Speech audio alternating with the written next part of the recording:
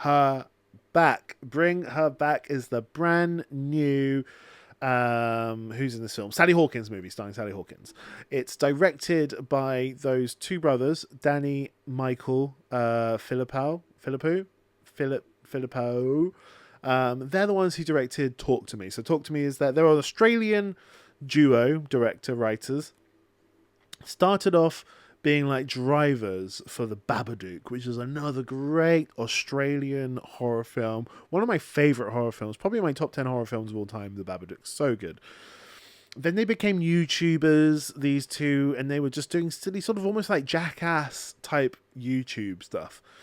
And then they made their first directorial feature film, and it was this sort of party horror film. Teenagers doing drugs, getting drunk, great Australian soundtrack, Australian hip hop in the background, and talking to the dead, and it just becomes horrific and horrible to watch. There's scenes with a dog, there's scenes with like a foot in a mouth, and you're just like, this is wild. This really is like a wild, fun, energetic frenzy of a film, real frenzy, and you're like, damn, these two brothers have really put their stamp on something. And then I saw those two brothers on Joe Rogan doing an interview, and their personality is quite manic, quite insane. They're real unique, eccentric personalities, like making money, having drugs tested on them, and sort of laughing about the sicknesses they would get. Just stuff like that. Like they're real insane young directors that just have this frenzy and this energy about them, which really shone through the film Talk to Me. I loved Talk to Me. Talk to Me was so good, and so I was very excited for their difficult second album, their second feature film, their sophomore film.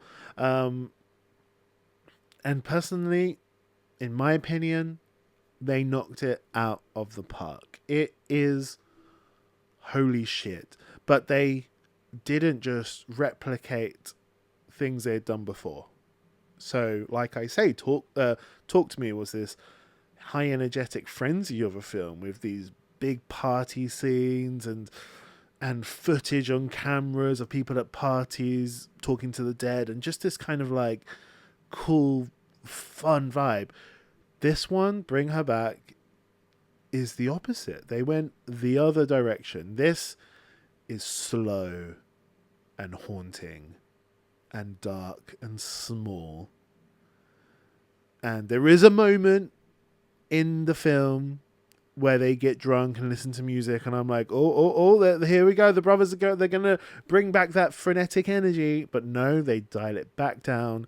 It's this slow, haunting, terrifying look at grief and what you would do to be able to hug your loved ones again, ones that you've lost. And it is just gruesome, and there's no jump scares. And I like a good jump scare every now and then, but they're kind of easy. They're like a quick boom, that makes a good horror film. We made you jump, we win. We're the winners, right? Between the filmmakers and the audience. The filmmakers make the audience jump, the filmmakers win. This doesn't have any jump scares. It's just a slow, you know exactly what's about to happen. Like, it's not like this is a surprise. There's a moment with a knife, with some food at the end of that knife, and you know what's going to happen when a little kid holds that. So there's no surprise. And you just hear it first, and then you fucking see it, and it is like, you put your head, like, I literally threw my hands up to my head watching this, going, what the fuck am I seeing? It creeps up on you, like up your spine. It really suffocates you in the atmosphere of terror. It is hard to watch. There are some scenes in this which are hard to watch. The gore, the body gore in this is top notch. It's got something to say, something serious to say about grief and about the lengths we're willing to go, about the foster care system. So it's really about this brother and sister who have to go into foster because their dad dies, and they get put with this mum who lost her daughter, but she's a mum who's worked in the care system for many years, and so she's just like the right person to send these two foster kids to. So she takes them on, and it's these terrifying rituals in a secluded sort of part of Australia, and there are moments literally where you just sit there with your mouth open going, no way, this is fucking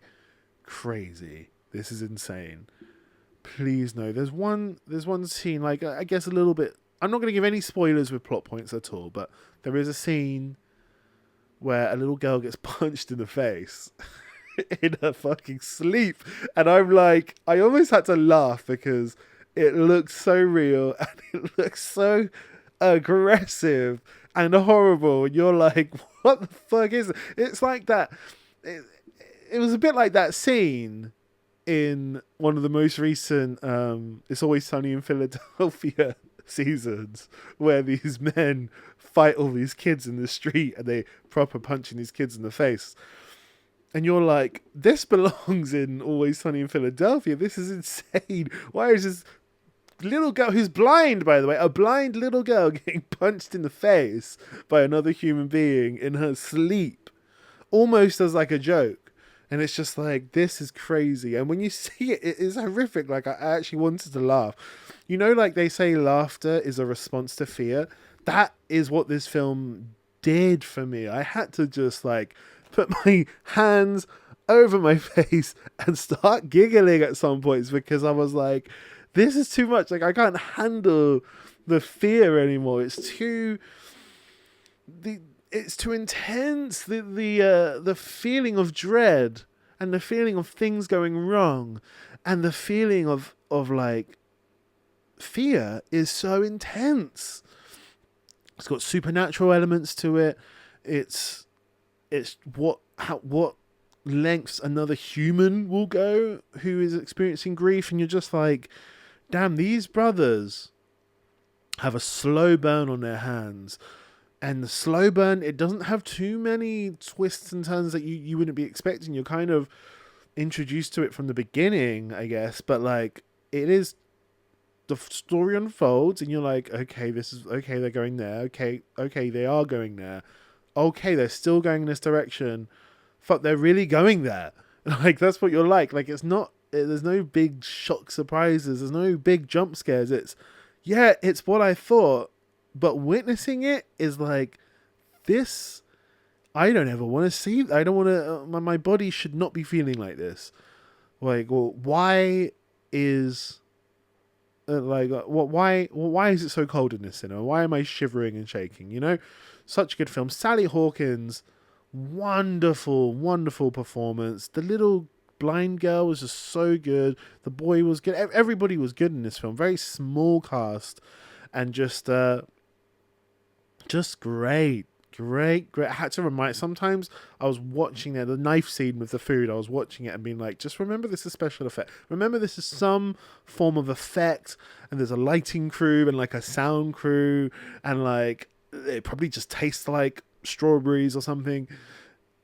I had to keep like remind myself of that, because I was watching it and I was like, my eyes should not be witnessing this. This is insane. So, a wonderful film. Like, will I ever watch it again? Probably not. But I just love it when a director has an objective to make me feel a certain way, and they achieve that objective to the absolute highest regard. And I'm like, fucking well done, directors. You had me in the palm of your hand, and I was just at your mercy throughout the film. I was at your mercy, and I was trying to get out. You know when you go, oh, I hate that bit of the film. It really took me out of the film. I didn't like that moment in the film. It just really took me out. And when they say that, they mean just really like took me out of like being enveloped in the film. I wasn't enveloped anymore. I was too aware of my surroundings. I was too aware of the mechanisms it takes to make a film. That's what they mean when people go, "Oh, that bit of a film was really bad. It really took me out." In this film, I wanted to be taken out. I was trying to get taken out. I was like, take me out. Like, I had to keep reminding myself, okay, it's just a film. There's mechanisms in a film. Like, this is just a little kid. His mum is probably just around the corner, like, just behind the camera. Like, it's all just fake. Like, it's not real. It's not real. I was trying to get taken out, and I was still enveloped. I was so utterly dragged into this film. I felt like... the sunken place in Get Out, where you're in the chair and you can't get out of the chair and then you sink in. I felt like that at the cinema, just glued and just being like, fuck, what am I witnessing? So great film. It's going to go somewhere in my top 10 at the moment so far. I thought this has been a iffy year for horror films, but we've had Bloodlines, which was good, really good. Final Destination Bloodlines, that is. Now we've got this. We've got Together coming out in the UK, I think, next week. We've got Weapons coming out in the UK next week. So maybe we are about to hit a really good run of horror films, and maybe this year will be another great year for horror films like last year was. Let me know what you thought of this film in the comments below. Maybe you were like, this needed a few jump scares. I don't know. It worked for me. It was as horrific as a film could possibly be. And I fucking loved it. Great film.